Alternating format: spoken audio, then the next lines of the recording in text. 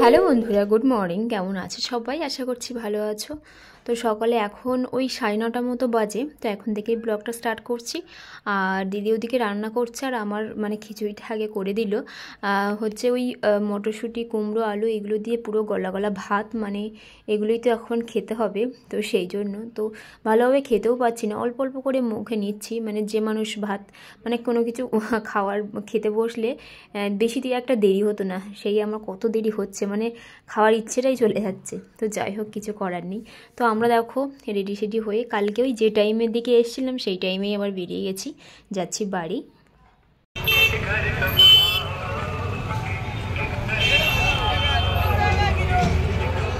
তো আমরা বাড়ি চলে এসেছি। আর আস্তে আস্তে অনেকটা দেরি হয়ে গেছিলো, মানে ওর অফিসে দেরি হয়ে গেছিলো। তো ও এসে চান দান করে টিফিনে চলে গেছে।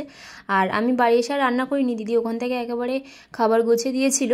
আর এখানে দেখো তরকারি, তারপরে সুজি করে একটুখানি পাঠিয়েছে, আর কেননা আমার গ্যাসও শেষ হয়ে গেছে। তো সেই জন্য একেবারে সব কিছু রেডি করে দিদি পাঠিয়ে দিয়েছে।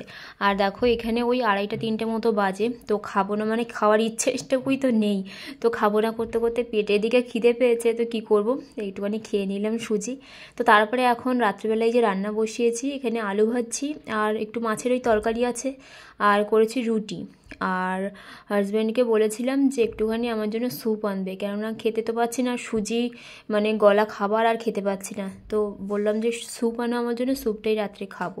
তো এই যে দেখো আমার জন্য এনেছে, তো এটাই এখন রাত্রে খাবো। দেখি কাল থেকে বা পরশু থেকে ভাত খেতে পারি কিনা অল্প অল্প করে। তো যাই হোক, চলো আজকের মতো ভিডিওটা এখানেই শেষ করছি। দেখা হবে একটা নতুন ভিডিওর সঙ্গে। ততক্ষণ তোমরা সবাই সুস্থ থেকো, ভালো থেকো। আর আজকের ভিডিওটা যদি ভালো লেগে থাকে তাহলে অবশ্যই একটা লাইক করে দিও। তো চলো আজকের মতো সবাইকে গুড নাইট।